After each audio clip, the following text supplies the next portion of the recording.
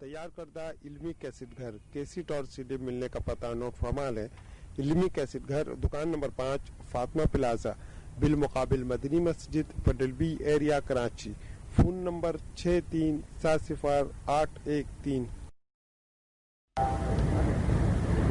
الحمد لله نحمده ونستعينه ونستغفره ونؤمن به ونتوكل عليه ونعوذ بالله من شرور أنفسنا ومن سيئات أعمالنا من يهده الله فلا مضل له ومن يضلله فلا هادي له وأشهد أن لا إله إلا الله وحده لا شريك له وأشهد أن سيدنا وسندنا ونبينا ومولانا محمدا عبده ورسوله صلى الله تعالى عليه وعلى آله وأصحابه وبارك وسلم تسليما كثيرا أما بعد۔ یہ ایک حدیث ہے حضرت ابو ہریرہ اور حضرت عبداللہ بن عمر، دو صحابی رضی اللہ تعالی عنہما اس حدیث کو روایت کرتے ہیں، اور اس میں حضور اقدس صلی اللہ علیہ وسلم کا یہ ارشاد بیان فرمایا گیا کہ لِكُلِّ عَامِلٍ شِرَّةٌ وَلِكُلِّ شِرَّةٍ فَتْرَةٌ فمن كانت فترته الى سنتی فقد اهتدى۔ یہ ایک بڑی اصولی ہدایت رسول کریم صلی اللہ علیہ وسلم نے ارشاد فرمایا کہ ہر شخص جو بھی عمل کرتا ہے، اور عمل سے مراد ہے نیک عمل، عبادتیں، مثلا نوافل، جو بھی عمل کرنے والا ہوتا ہے تو ابتدا میں اس عمل کے اندر اس کو جوش ہوتا ہے، تیزی ہوتی ہے، جوش ہوتا ہے، جوش و خروش، ذوق شوق، اور فرمایا کہ ہر جوش و خروش کا انجام بالآخر ہوتا ہے سکون پر، کہ وہ جوش ٹھنڈا پڑ جاتا ہے، وہ جوش باقی نہیں رہتا۔ تو جس شخص کا سکون یعنی جوش کا ٹھنڈا پڑ جانا وہ آخر میں میری سنت کی طرف ہو،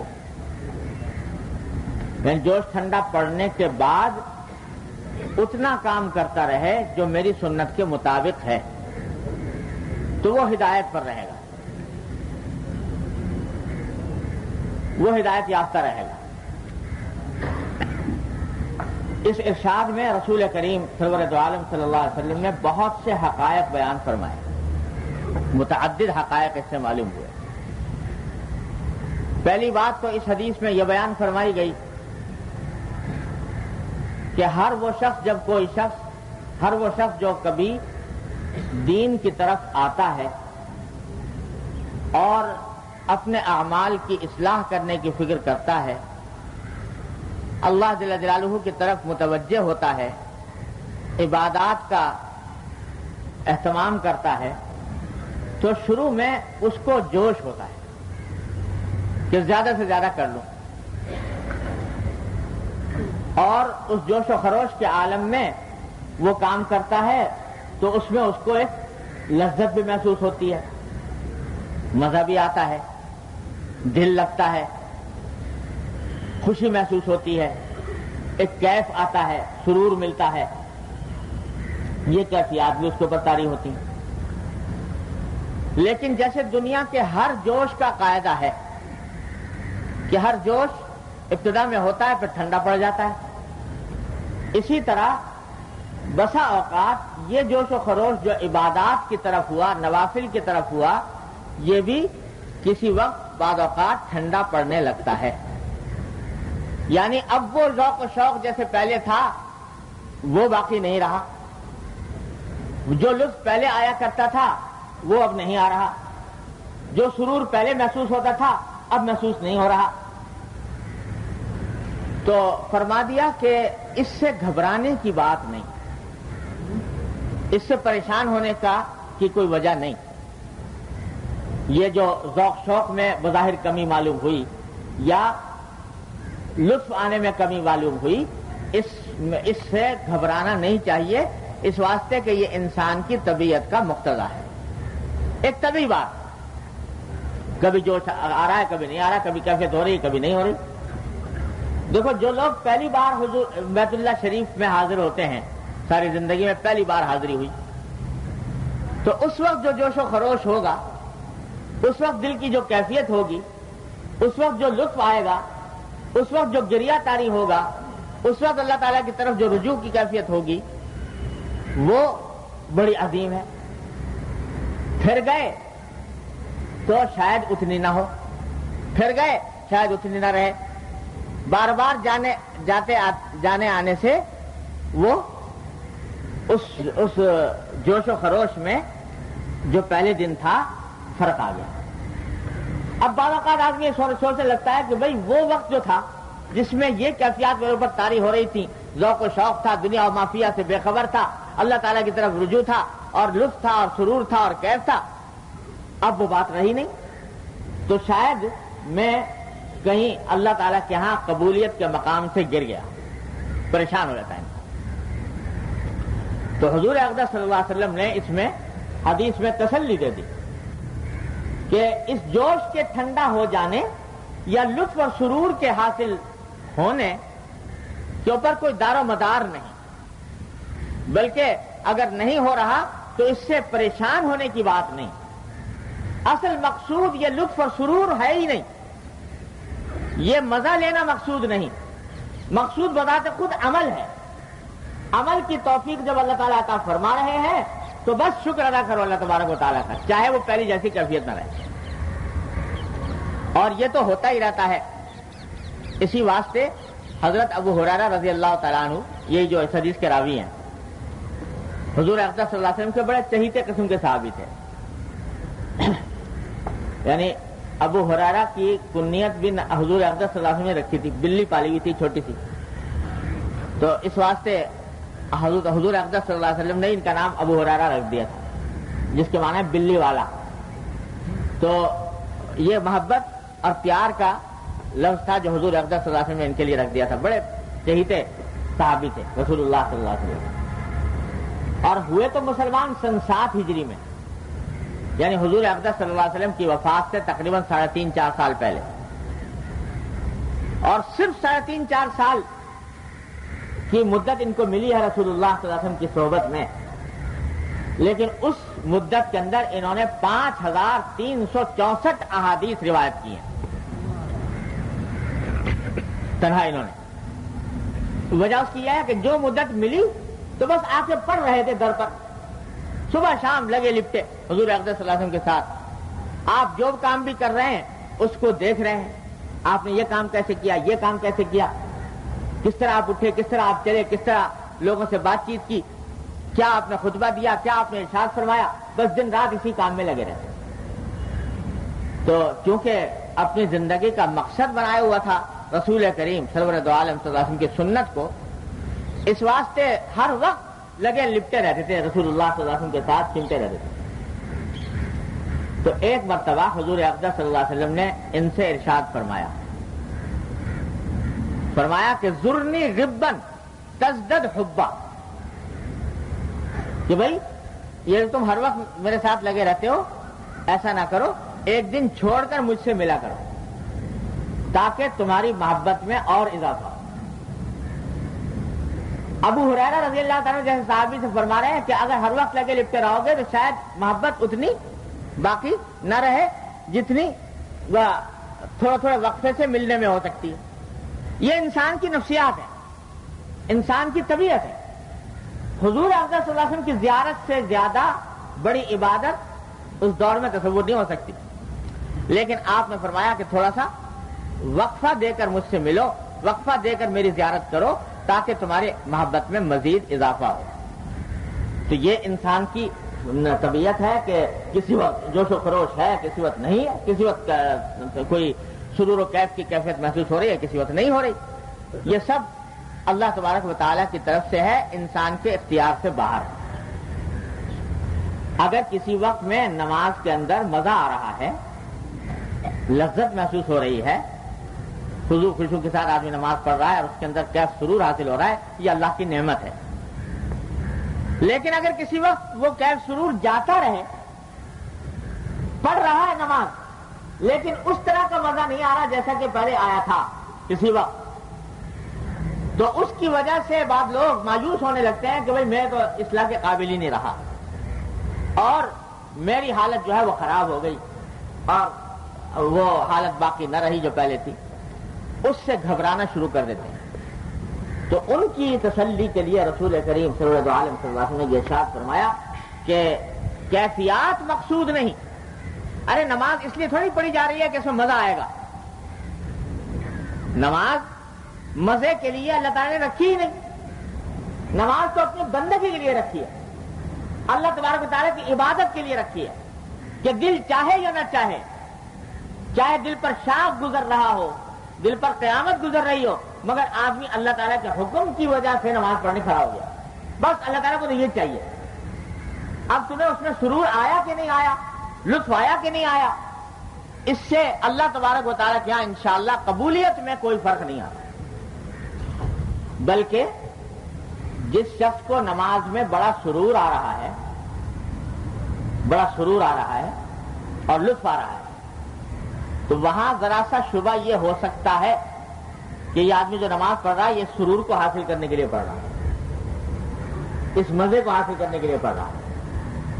اور جس کو سرور نہیں، اس کے اوپر شاخ گزر رہی ہے لیکن پڑھ رہا ہے، لگا ہوا ہے، تو وہ اللہ تبارک و تعالیٰ کے ہاں شاید اللہ تبارک و تعالیٰ کے ہاں زیادہ قبولیت کا درجہ حاصل کر جائے کہ باوجود اس کے کہ اس کا دل نہیں چاہ رہا تھا، باوجود اس کے کہ اس کا دل نہیں لگ رہا تھا، لیکن میرے حکم کے آگے سر جھکا کر یہ حاضر ہو گیا. میرے حضرت والا حضرت ڈاکٹر صاحب صلی اللہ تعالیٰ سے اللہ تعالیٰ ان کے درجات بلند فرمائے، ایک مرتبہ فرمانے لگے کہ دیکھو میں تمہارے سامنے دو آدمیوں کا ذکر کرتا ہوں، بتاؤ کس کے عمل میں روحانیت زیادہ ہے. روحانیت کس کے عمل میں زیادہ ہے؟ دو آدمیوں کا ذکر کرتا ہوں. کہتے ہیں ایک آدمی ہے جو ریٹائرڈ لائف گزار رہا ہے، اپنی زندگی کی سارا کام کرا کے فارغ ہو گیا، فارغ البال ہے، خوشحال ہے، کھانے کو پیسے میسر ہیں، اولاد برسر روزگار ہے، کوئی پریشانی نہیں، کوئی تکلیف نہیں، اور ریٹائرڈ زندگی ہے، کوئی مشغلہ بھی نہیں. اس ریٹائرڈ زندگی میں اس کا معمول یہ ہے کہ ادھر اس نے اذان کی آواز سنی، بلکہ اذان سے بھی پہلے وہ گھر سے نکل گیا وضو کر کے، اور اذان کی آواز سنتے ہی گھر سے نکلا، جا کر مسجد میں پہنچا، تحیۃ الوضو پڑھی، تحیۃ المسجد پڑھی، سنتیں پڑھی، صف اول میں بیٹھا اور بیٹھ کر انتظار کرتا رہا نماز کا. جب نماز کا وقت آیا تو بڑے خضوع خشوع سے نماز پڑھی، اور اس میں اس خضوع خشوع کی نماز میں اس کو چونکہ اور کوئی دھندا نہیں، لہذا خیالات کی بھی کوئی بھرمار نہیں، خیالات بھی کچھ زیادہ نہیں آ رہے، پورا دل لگا کے نماز پڑھ رہا ہے بڑے سرور کے ساتھ. اور نماز پڑھ کے اس نے اس کے حساب سے پھر سنتیں پڑھی، پھر نفلیں پڑھی اور دعائیں مانگی اللہ تبارک و تعالیٰ سے، اور پھر نکل کے اپنے گھر گیا. ان تمام انوار کو سمیٹ کر، نماز کے اور ذکر کے اور عبادت کے سارے انوار سمیٹ کر گھر گیا. ایک شخص تو وہ ہے. ایک دوسرا شخص ہے جو بیوی بچے والا ہے اور اس کو پیٹ پالنے کے لیے روزی کمانے کی ضرورت ہے. ٹھیلا لگایا ہوا ہے اس نے، اور اس ٹھیلے کے اوپر وہ آوازیں لگا لگا کر سامان بیچتا ہے اور بیچ رہا ہے کھڑا ہوا. اذان ہو گئی مگر گاہک موجود ہے، کسی کو کچھ دے رہا ہے، کسی کو لے رہا ہے، یہاں تک کہ عین جب نماز کا وقت آنے لگا، مسجد میں حاضری کا، جماعت کھڑی ہونے لگی، تو اس وقت کو فکر ہوئی کہ بھائی جماعت میں جانا ہے. اب دو ایک گاہک کوئی چیز مانگ رہے ہیں، مگر اس نے سوچا کہ نہیں نماز کا وقت ہو گیا، اور اس نے ٹھیلے پر کسی طرح اس کے کپڑا ڈالا اور اس کو کہیں کنارے لگایا، اور لگا کر اور پھر بھاگ دوڑ کر کے مسجد میں پہنچا, جلدی جلدی وضو کیا اور وضو کر کے کسی طرح جماعت میں جا کے شامل ہو گیا. تو ٹھیلا چھوڑ کر آیا ہے, دماغ کبھی ٹھیلے کی طرف جاتا ہے, کبھی کھڑے ہوئے گاہک کی طرف جاتا ہے, کبھی وہ اس کے جو ضروریات ہیں ان کی طرف جاتا ہے, لیکن آ کے کھڑا ہو گیا اللہ اکبر کر کے, اور کھڑا ہو کر اس نے امام کے ساتھ رکعتیں پڑھی اور اس کے بعد سنتیں پڑھی, اور سنتیں پڑھ کے اگر نفلوں کا موقع ہے تو پڑھی, نہیں تو نفل بھی چھوڑ دی, اور سنتیں پڑھ کے اور چلا گیا, جلدی سے جا کر پھر ٹھیلا لے کے کھڑا ہو گیا. فرمایا بتاؤ یہ دو آدمی ہیں, ان دو آدمیوں میں سے کس کی نماز میں روحانیت زیادہ ہے؟ یہ جو آدمی ہے ٹھیلے والا, اسے نماز پڑھ تو لی لیکن دل کہیں, دماغ کہیں, خیالات کہیں. اور وہ پہلا والا جو آدمی ہے اس کا دل سیدھا قبلے کی طرف لگا ہوا ہے, دماغ لگا ہوا ہے, دوسرے اختیاری خیالات نہیں آ رہے. نتیجہ ہے کہ مزہ بہت آیا اس کو نماز میں. بتاؤ ان میں سے روحانیت کس میں زیادہ ہے؟ بظاہر یوں لگتا ہے کہ پہلے آدمی نے جس اہتمام کے ساتھ اذان کے وقت گھر سے نکلا, جس طرح اس نے تحیۃ الوضو کی, جس طرح اس نے تحیۃ المسجد پڑھی, جس طرح اس نے صف اول میں جانے کا اہتمام کیا, وہ اس کی روحانیت بڑی ہوئی ہے. لیکن حضرت فرماتے ہیں کہ یہ جو مزہ اس کو آ رہا ہے, یہ خوب سمجھ لو, اس میں نفسانی مزہ شامل ہے, بخلاف اس دوسرے آدمی کے کہ اس کو مزہ تو کچھ نہیں آیا, لیکن اس نے نماز پڑھی اور آ کر اللہ تبارک و تعالیٰ کے حکم کے آگے جھک گیا. تو کچھ بعید نہیں ہے کہ جب اللہ تبارک و تعالیٰ کی طرف سے اجر عطا کرنے کا مرحلہ آئے تو یہ ٹھیلے والا آگے بڑھ جائے,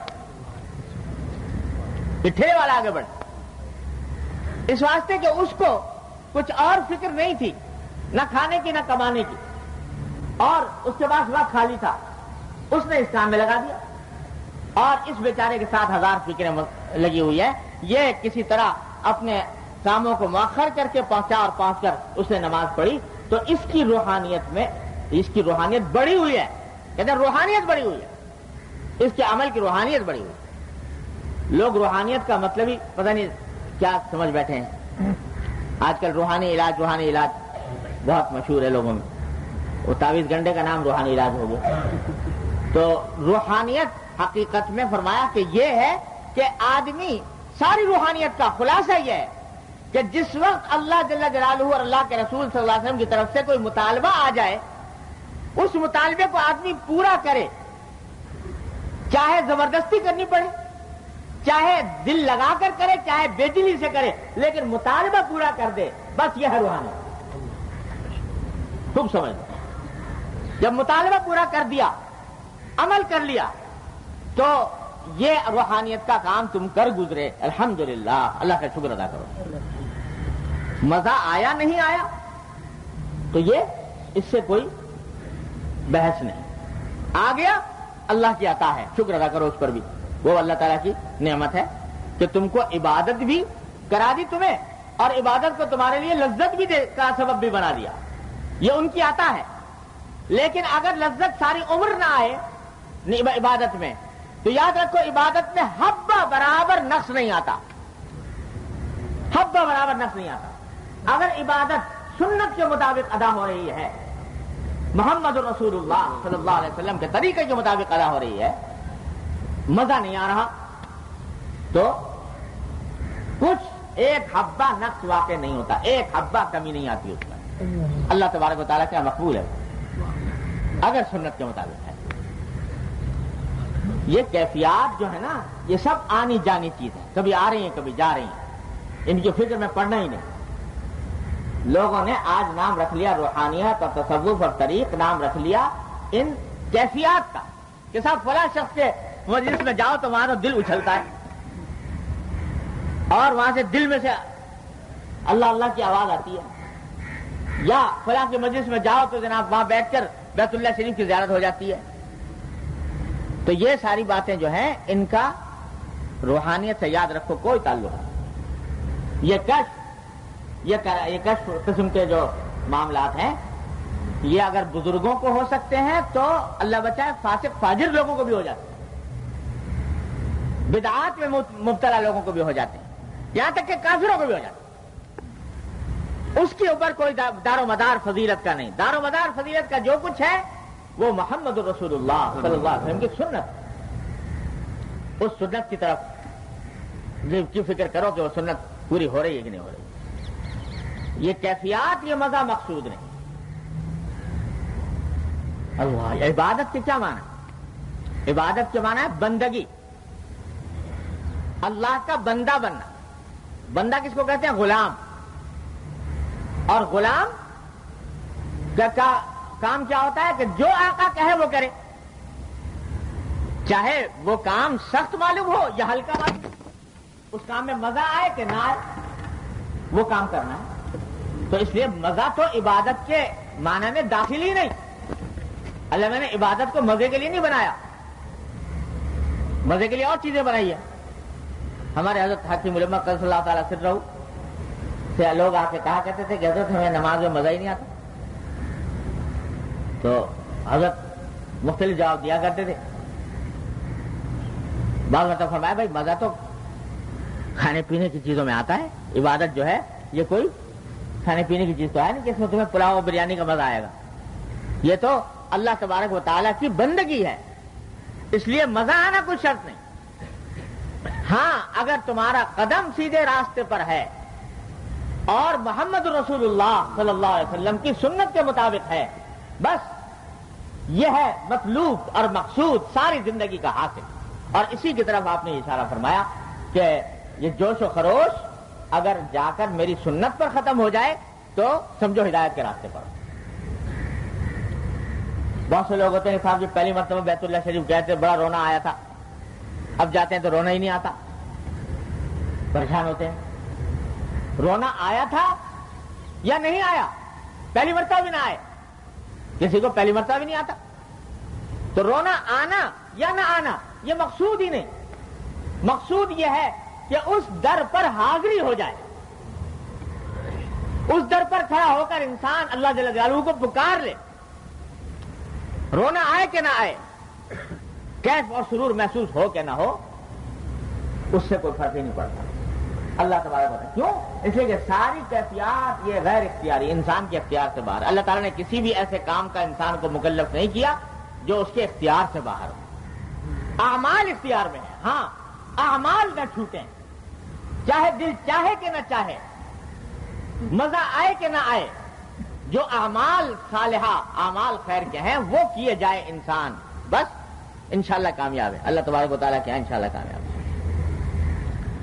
اب یہ کہنا کہ صاحب یہ پتہ چل جائے کہ لوگ اس کو سمجھتے ہیں کہ کمال یہ ہے کہ جب آدمی کرتے کرتے اس درجہ پہنچ جائے کہ استغراق ہونے لگے، کسی اور کا خیال ہی نہ آئے اور آدمی دنیا اور مافیا سے بے خبر ہو جائے. جیسے بزرگوں کے حالات میں پڑھتے ہیں بعض اوقات کہ وہ نماز پڑھتے تھے تو اس طرح پڑھتے تھے. تو بھائی اگر اللہ تبارک و تعالیٰ یہ عطا فرما دیں ان کی نعمت، شکر ادا کرو اس کو. لیکن اگر نہیں تو اس کی وجہ سے عمل مت چھوڑو اور عمل کو ناقص اور بیکار مت سمجھو. وہ عمل اللہ تبارک و تعالیٰ کی عبادت کا عمل ہے، ان کی توفیق سے ہوا ہے، اس کی ناقدری مت کرو، اس کا شکر ادا کرو. اللہ تبارک و تعالیٰ کی نعمت. دیکھو حضرت حنظلہ رضی اللہ تعالیٰ عنہ مشہور صحابی ہیں. وہ حضور اقدس صلی اللہ علیہ وسلم کی خدمت میں ایک دن بڑے پریشان حالت میں پہنچے اور تقریباً چیختے ہوئے کہ یا رسول اللہ نافق حنظلہ، یا رسول اللہ، یا رسول اللہ حنظلہ تو منافق ہو گیا. یعنی اپنے بارے میں کہہ رہے ہیں حنظلہ منافق ہو گیا، حنظلہ منافق ہو گیا. اپنے بارے میں فرما رہے ہیں کہ میں منافق ہو گیا. حضور اقدس صلی اللہ علیہ وسلم نے پوچھا گیا کیوں، کیسے ہو گئے؟ تو انہوں نے فرمایا کہ یا رسول اللہ منافق اس لیے ہو گیا کہ جب تک آپ کی مجلس میں بیٹھے رہتے ہیں تو ہمیں ایسا لگتا ہے جیسے جنت اور جہنم کو آنکھوں سے دیکھ رہے ہیں. جنت آنکھوں سے نظر آتی ہے، جہنم آنکھوں سے نظر آتی ہے. یعنی آخرت کا استحضار ہمارے دل میں قوی ہوتا ہے، آخرت کا دھیان رہتا ہے اور آخرت کا شوق پیدا ہوتا ہے، فکر آخرت پیدا ہوتی ہے اور دنیا کی بے رغبتی ہوتی ہے، آخرت کی طرف رغبت بڑھتی ہے. لیکن جب ہم گھر جاتے ہیں، بیوی بچوں سے ملتے ہیں تو وہ کیفیت باقی نہیں رہتی آخرت کے استحضار کی. تو اس کا مطلب یہ ہوا کہ ہمارا ظاہر کچھ ہے اور باطن کچھ ہے. اور اسی کو نفاق کہتے ہیں کہ ایک آدمی کا ظاہر کچھ اور باطن کچھ اور. یہ اس لیے مجھے اندیشہ آیا کہ میں منافق ہوں. حضور اقدس صلی اللہ علیہ وسلم نے جواب دیا, تسلی دی, فرمایا کہ نہیں, یہ نفاق وفاق کچھ نہیں ہے. فرمایا یا حنظلہ ساعتاً فساعہ, اے حنظلہ یہ وقت وقت کی بات ہے. کوئی وقت ایسا ہوتا ہے جس میں انسان کو استحضار اور استغراق ہو گیا, اور کوئی وقت ایسا ہے جس میں استحضار نہ رہا.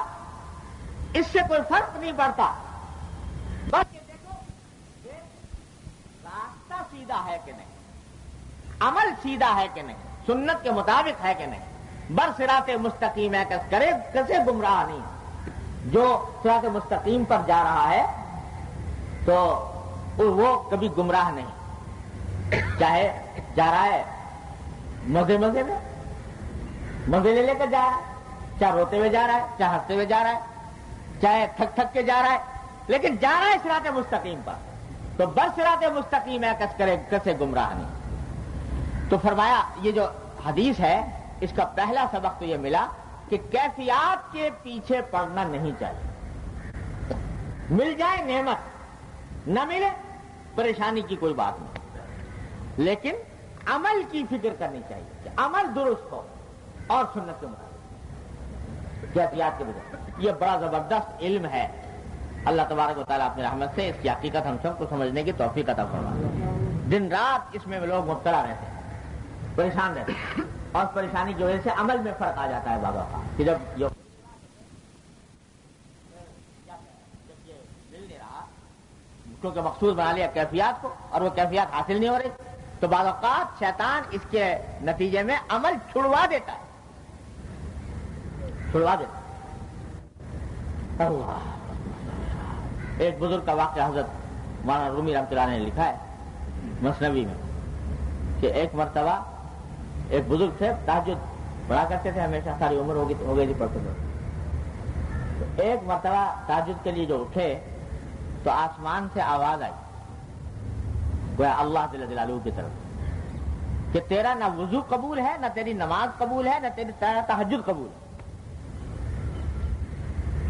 صاف صاف اعلان نہ تیرا وضو قبول, نہ تیری نماز قبول, نہ تیرا تہجد قبول, کوئی عبادت, یہ عبادت قبول.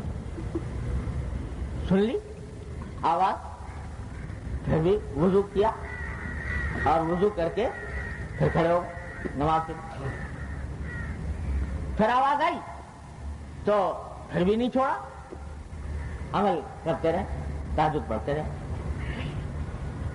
تو کسی نے کہا کہ جب آپ کو صاف صاف کہہ دیا گیا کہ یہ نماز آپ کی قبول نہیں, نہ وضو قبول, نہ نماز قبول, نہ تہجد قبول, تو آپ کیوں خامخواہ اپنا وقت ضائع کر رہے ہیں اور کیوں اپنے آپ کے اوپر مشقت اٹھا رہے ہیں؟ تو جواب میں فرمایا کہ بات یہ ہے کہ انہوں نے وہاں سے تو اگرچہ یہ کہہ دیا گیا, لیکن اگر کوئی اور در ہو تو وہاں جاؤں, اگر کوئی اور دروازہ ہو تو اس کو کھٹکھٹاؤں جا کے. میرے پاس تو ایک ہی در ہے, وہ قبول کریں تو وہیں جانا ہے, نہ قبول کریں تو وہیں جانا ہے. قبول ہو کہ نہ ہو پھر بھی ایک نعمت ہے, وہ سجدہ جس کو کرے آستان سے نسبت, جس سجدے کو اس آستانے کے ساتھ نسبت ہو گئی. تو اب اور کوئی آستانہ ہو تو بتا دو, وہاں چلا جاؤ. وہ تو ہے نہیں کوئی اور آستانہ, لہذا وہ قبول کریں یا رد کریں, مجھے جانا تو وہیں ہے, اسی جگہ پر. بس یہ جواب بھی سننا چاہتے تھے اللہ تعالیٰ کہ میرا یہی امتحان تھا کہ آیا اس کے بعد عمل کو چھوڑ دیتا ہے یا قائم رہتا ہے. تیار کردہ علمی کیسٹ گھر, کیسٹ اور سی ڈی ملنے کا پتہ نوٹ فرما لیں. علمی کیسٹ گھر, دکان نمبر 5, فاطمہ پلازا, بالمقابل مدنی مسجد, Patel B area, Karachi. Phone number 63708113. پر مشقت ہونے کے اللہ تبارک و تعالیٰ کی عبادت میں لگائے رکھا اپنے آپ کو, اسے مبارکباد دیتا ہوں. حضرت گنگوہی صلی اللہ تعالیٰ کا ارشاد ہے, کوئی معمولی بات نہیں, مبارکباد دیتا ہوں. کیونکہ عبادت کا تو منشا ہی یہ ہے, ارے عبادت کرائی اس لیے جا رہی ہے کہ ذرا سا نفسانی خواہش کے مقابلے میں انسان اللہ تعالیٰ کی طرف رجوع کرے. اللہ تعالیٰ چاہتے یہ ہیں کہ اس کو نفس بلا رہا ہو کسی اور طرف اور یہ اس کا تقاضا چھوڑ کر میری طرف آئے. یہ ہے کمال اور یہ ہے مطلوب. وہ جو کہا کسی نے کہ یہ دل پر چوٹیں لگانا مقصود ہے. تو بچا بچا کے نہ رکھ اسے کہ یہ آئینہ ہے وہ آئینہ جو شکستہ ہو تو عزیز تر ہے نگاہ آئینہ ساز. اس دل پر جتنی چوٹیں لگیں گی یعنی نفسانی خواہشات جتنی کچلی جائیں گی اتنا ہی اللہ تبارک و تعالیٰ کی بارگاہ میں یہ دل عزیز ہوگا, اتنا ہی اللہ تبارک و تعالیٰ اس کے ساتھ محبت فرمائیں گے. تو بچا بچا کے نہ رکھ اسے کہ یہ آئینہ ہے وہ آئینہ جو شکستہ ہو تو عزیز تر ہے نگاہ آئینہ ساز. اللہ تعالیٰ اس کو زیادہ محبوب فرماتے ہیں, محبوب کر رکھتے ہیں. تو اگر نماز کی طرف جا رہا ہے یا عبادت کی طرف جا رہا ہے جبکہ دل پہ چوٹ لگ رہی ہے کہ فلاں لذت میں اٹھا لیتا تو اس طرف دل مائل ہو رہا تھا, لیکن اس کو چھوڑ کر دل پہ چوٹ لگا کر مسجد کی طرف گیا اور نماز پڑھی تو یہ دل ٹوٹا, اور جب یہ دل ٹوٹا تو اللہ تبارک و تعالیٰ کی بارگاہ میں عزیز ہو گیا, محبوب. اس لیے لذتوں کی فکر میں کاہے کو پڑ جائے. اللہ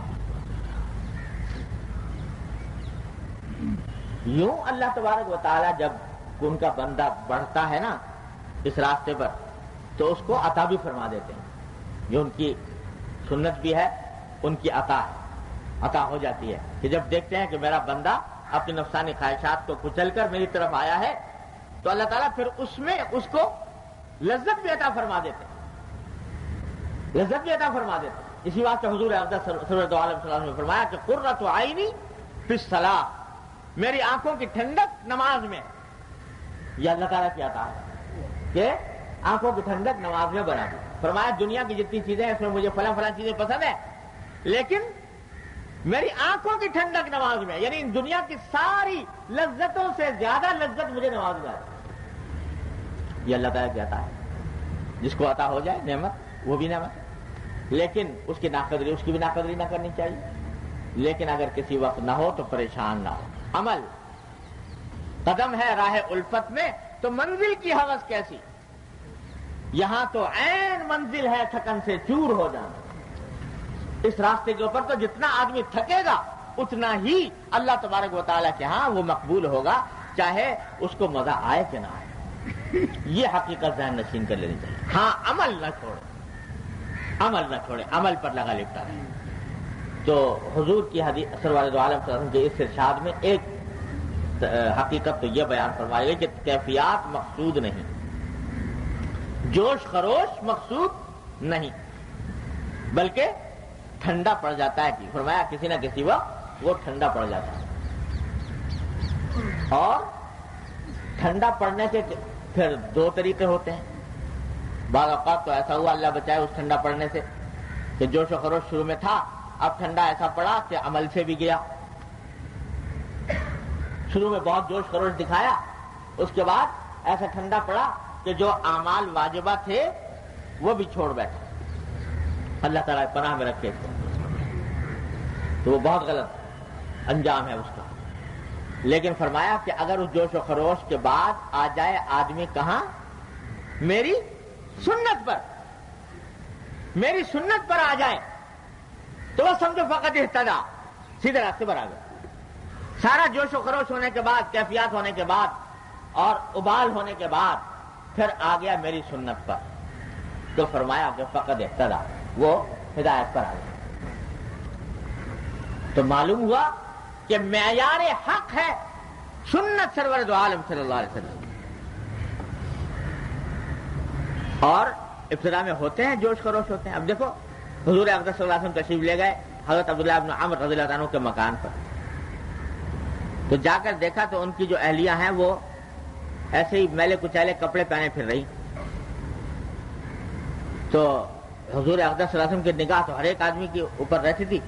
آپ نے کہا بھئی تم تو شوہر والی عورت ہو اور گھر کے اندر یہ میلے کچیلے کپڑے پہنے پھر رہی ہو, شوہر کا حق ہے کہ اس کے لیے اچھے کپڑے پہنے جائیں, تو یہ کیا بات؟ تو انہوں نے کہا یا رسول اللہ میرے جو شوہر ہیں وہ تو دنیا سے کوئی تعلق ہی نہیں ان کا, اور میرے اندر کوئی رغبت نہیں ان کو. اس واسطے کہ دن بھر روزے سے رہتے ہیں، رات کو آتے ہیں گھر میں تو نماز پڑھنے کھڑے ہو جاتے ہیں، یہاں تک کہ صبح ہو جاتی ہے، ساری رات نماز میں، سارا دن روزے سے، ساری رات نماز میں. یہ ان کا عمل ہے. وہی جوش و خروش، لکل عامل شرۃ. تو یہ جوش و خروش ہے عبادت کا کہ ساری رات میرے نماز میں کھڑے ہیں، دن بھر روزے سے گزار رہے ہیں، لہذا کس کے لیے میں اب تیاری کروں اور کس کے لیے کپڑے بدلوں؟ وہ تو اللہ والے ہیں اور اپنے اللہ کی طرف لگے ہوئے. آپ کو جب اطلاع ملی تو آپ نے بلایا اور بلا کر ان سے فرمایا کہ یہ طریقہ تمہارا ٹھیک نہیں، یہ تم نے اختیار کر رکھا ہے کہ سارا دن روزے سے اور ساری رات نماز میں. یاد رکھو ان لنفسک علیک حقا، تمہارے نفس کا بھی تم پر حق ہے. وان لعینک علیک حقا، تمہاری آنکھ کا بھی تم پر حق ہے. ان لزوجک علیک حقا، تمہاری بیوی کا تم پر کچھ حق ہے. وان لزورک علیک حقا، تمہارے مہمانوں کا تم پر حق ہے. اور کیا تم مجھے نہیں دیکھتے کہ میں کھاتا بھی ہوں اور روزہ بھی رکھتا ہوں اور نماز بھی پڑھتا ہوں اور سوتا بھی ہوں اور اپنے بیوی بچوں کا، اپنے اہل عیال کا، اپنے گھر والوں کا خیال بھی کرتا ہوں. تو یہ طریقہ ٹھیک نہیں، اس کو چھوڑو اور ادھر آ جاؤ. تو لکل عامل شرۃ ولکل شرۃ فترۃ فمن كانت فترته الى سنتی فقد اهتدى. یہ ہے کہ وہ جوش و خروش لوٹ کر آ گیا کہاں؟ محمد رسول اللہ صلی اللہ علیہ وسلم کی سنت پر، کہ آپ سنت کے طریقے پر آ جاؤ کہ کھاؤ بھی اور روزہ بھی رکھو، نماز بھی پڑھو اور سو بھی، اور اپنے گھر والوں سے معاملات بھی کرو. یہ ہے میری سنت. تو جب اس پر آ جاؤ گے تو ہدایت کے راستے پر آ جاؤ. معلوم ہوا کہ اس سے زیادہ جو تھا وہ اعتدال کا راستہ، ہدایت کا راستہ نہیں تھا. باوجود ہے کہ زیادہ عبادت کا راستہ تھا مگر اعتدال کا اور سنت کا راستہ نہیں تھا. سنت کا راستہ یہ ہے.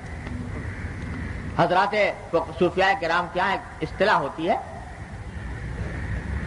جب آدمی اس طریق میں آگے بڑھتا ہے تو شروع میں وہی جوش خروش بہت ہوتا ہے اور اس جوش خروش کے عالم میں عبادتیں بھی بہت کرتا ہے اور دنیا سے ایک کٹا ہوا جیسا لگتا ہے وغیرہ وغیرہ، عجیب عجیب کیفیات طاری ہوتی ہے. اس کو کہتے ہیں صوفیاء کرام عروج، اس کو کہتے ہیں عروج. اس کے بعد پھر رفتہ رفتہ وہی جوش و خروش میں ذرا سکون پیدا ہوتا ہے. سکون پیدا ہونے کے بعد وہ جوش و خروش نہیں رہتا، وہ استغراق نہیں رہتا، وہ تو اس کے بعد پھر وہ آتا ہے اعتدال کے اوپر، وہی سنت والا اعتدال اس پر آتا ہے. اس کو کہتے ہیں نزول. اور نزول جو ہے یہ سارے صوفیاء کرام اس پر متفق ہیں کہ نزول کی حالت اعلیٰ اور اولیٰ ہے بنسبت عروج کے. عروج کے مقابلے میں نزول کی حالت اعلیٰ اولیٰ ہے. کیوں؟ اس واسطے کہ وہ مطابق ہے نبی کریم سرور دو عالم صلی اللہ علیہ وسلم کی سنت، وہ مطابق ہے. تو اس واسطے وہ اعلیٰ اور اعلیٰ ہے. یہ نہ سمجھو کہ جو آدمی زیادہ وہ کر رہا ہے تو ہمیشہ وہ اعلیٰ اور اولیٰ ہوگا. یہ اعلیٰ اور اولیٰ ہے کیونکہ سنت ہے محمد رسول اللہ صلی اللہ علیہ وسلم. دیکھو بعض صوفیاء کرام کی طرف منسوب ہے کہ ان کے پاس کھانا لے جایا گیا، اعلیٰ درجے کا کھانا، انہوں نے اس میں پانی ملا لیا، پانی ملا کے خراب کیا اس کو پہلے اور پھر کھایا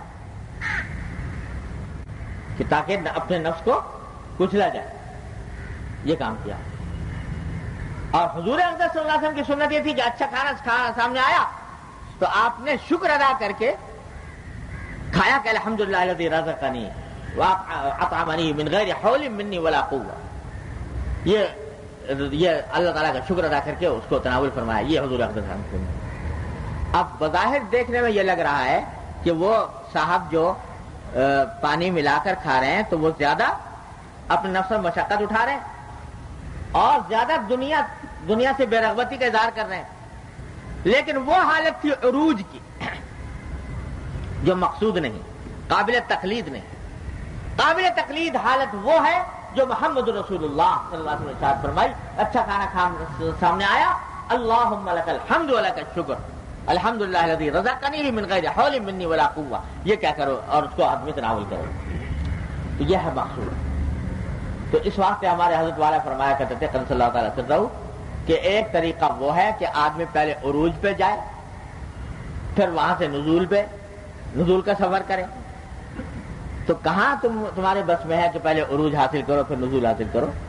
ارے سیدھی بات یہ ہے کہ ابھی سے صرف یہ دیکھو کہ ہر معاملے میں سنت رسول اللہ صلی اللہ علیہ وسلم کی کیا ہے، اس کو سامنے رکھو، اس پر عمل کرو. تو پہلے ہی دن سیدھا راستہ ہے. اور یہ کیفیات، یہ احوال، یہ مواجید، یہ کشف، یہ کرامات، یہ کچھ نہیں اس سنت کے آگے جو محمد رسول اللہ صلی اللہ علیہ وسلم کے راستے پر چلنے میں. ہمارے حضرات نے جو یہ کتاب تصنیف فرمائی اسوہ رسول اکرم صلی اللہ علیہ وسلم، وہ در حقیقت اس لیے کہ بھائی سیدھا سادہ راستہ اعلیٰ سے اعلیٰ مقام حاصل کرنے کا. اس کائنات میں کوئی اعلیٰ سے اعلیٰ مقام حاصل نہیں ہو سکتا بجز اتباع سنت. اور اتباع سنت سے جو کچھ حاصل ہو سکتا ہے اس سے اعلیٰ کوئی اور مقام کسی اور طریقے سے حاصل نہیں ہو سکتا. ہمارے دوارا حضرت مجدد صاحب رحمۃ اللہ علیہ کا ایک مقولہ نقل فرمایا کرتے تھے، وہ سنا کر بات ختم کرتا ہوں. حضرت مجدد صاحب فرماتے ہیں کہ میں نے علوم ظاہرہ حاصل کرنے کے بعد ساری دیکھے کہ یہ فقہاء، یہ صوفیاء کرام جو ہیں، یہ ان کے کیا طریقے ہیں، ان کا علم حاصل کیا. 4 سلسلے ہیں، نقشبندیہ، قادریہ، سہروردیہ، چشتیہ. ہر ایک کے پاس گیا، وہ کیا کرتے ہیں، ان کے پاس کیا طریقے ہیں، ان کے پاس کیا اذکار اشغال ہیں، یہ بھی حاصل کیے، وہ بھی حاصل کیے، یہ بھی کیا، وہ بھی کیا. جتنے صوفیاء کرام کے طریقے سے سارے کیے. اس کے نتیجے میں اللہ تبارک و تعالیٰ نے مجھے جو مقام عطا فرمایا وہ ایسا ہے کہ اگر میں زبان سے کہہ دوں تو علماء کہیں کہ کافر ہو گیا اور صوفیہ کہیں کہ زندیق ہو گیا. لیکن میں کیا بتاؤں کہ اللہ نے مجھے واقعتاً دیا، اور خود محمد رسول اللہ صلی اللہ علیہ وسلم نے مجھے اپنے دست مبارک سے خلعت پہنایا.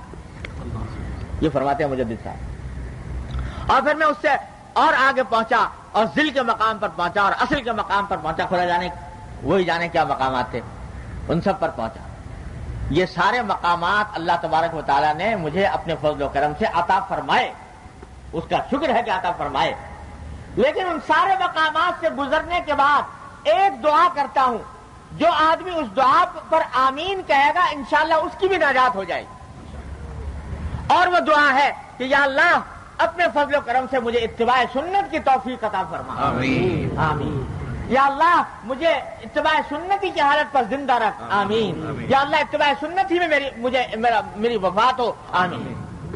یہ دعا کرتا ہوں. سارے مقامات سے گزرنے کے بعد دیکھا تو یہ کہ حاصل جو کچھ ہے اللہ تبارک و تعالیٰ کے یہاں مقبولیت کا وہ صرف اور صرف اتباع سنت. جب یہ بات ہے تو اتنا لمبا چوڑا راستہ اختیار کرنے کی کیا ضرورت؟ حضرت فرماتے تھے اتنا لمبا چوڑا راستہ اختیار کرنے کی کیا ضرورت؟ ارے سیدھا سادہ اسوہ رسول اکرم صلی اللہ علیہ وسلم اٹھاؤ اور اس میں دیکھو کہ محمد رسول اللہ صلی اللہ علیہ وسلم کی سنت کیا ہے. کھانے میں کیا سنت، پینے میں کیا سنت، سونے میں کیا سنت، اور آگے بڑھنے میں کیا سنت، چلنے میں یا پھرنے میں کیا سنت، وہ دیکھو، اس پر عمل کرو. اللہ خیر صلی اللہ انشاءاللہ وہ مقام سب کچھ حاصل ہو جائے گا. جو کچھ حاصل ہونا ہوگا انشاءاللہ اسی اتباع سنت کی وجہ سے. اللہ تبارک و تعالیٰ مجھے بھی آپ کو بھی سب کو اتباع سنت کی توفیق عطا فرمائے. اللهم صل على سيدنا محمد وعلى ال محمد كما صليت على ابراهيم وعلى ال ابراهيم انك حميد مجيد. ربنا ظلمنا انفسنا وان لم تغفر لنا وترحمنا لنكونن من الخاسرين. ربنا آتنا في الدنيا حسنة وفي الآخرة حسنة وقنا عذاب النار. یا ارحم الراحمین اپنے فضل و کرم کی رحمت سے ہمارے تمام گناہوں کو معاف فرما. یا اللہ ہمارے اعمال و اخلاق کی اصلاح فرما. یا اللہ ہمیں سیدھے راستے پر چلنے کی توفیق عطا فرما. یا اللہ اتباع سنت کی توفیق کامل و راسخ عطا فرما. یا اللہ ہر طرح کی معصیتوں سے، گناہوں سے، منکرات سے ہمارے گھر والوں، اعزاء، احباب، متعلقین سب کی حفاظت فرما. یا اللہ اپنے فضل و کرم سے تمام حاضرین و حاضرات کو ان کے تمام جائز مقاصد میں کامیابی عطا فرما. یا اللہ سب کی پریشانیوں کو دور فرما، سب کی مشکلات کو آسان فرما. اللهم انا نسألك من خير ما سألك منه عبدك ونبيك محمد صلى الله عليه وسلم ونعوذ بك من شر ما استعاذ منه عبدك ونبيك محمد صلى الله عليه وسلم. یہ حاجی ابراہیم صاحب کے ادیہ بیمار ہیں، انہیں پرچہ بھیجا ہے. یا اللہ اپنی رحمت سے ان کو صحت و عافیت کاملہ عاجلہ مستمرہ عطا فرما. یا اللہ اپنی رحمت سے ان کو صحت و عافیت کاملہ عاجلہ مستمرہ عطا فرما. یا اللہ ہمارے متعلقین میں اور جو لوگ بیمار ہیں اپنی رحمت سے ان سب کو صحت و عافیت کاملہ عاجلہ مستمرہ عطا فرما. ربنا تقبل منا انك انت السميع العليم وتب علينا انك انت التواب الرحيم. وصلى الله تعالى على خير خلق محمد وآله وصحبه. तैयार करदा इल्मी कैसेट घर कैसेट और सीडी मिलने का पता नोट फरमा लें।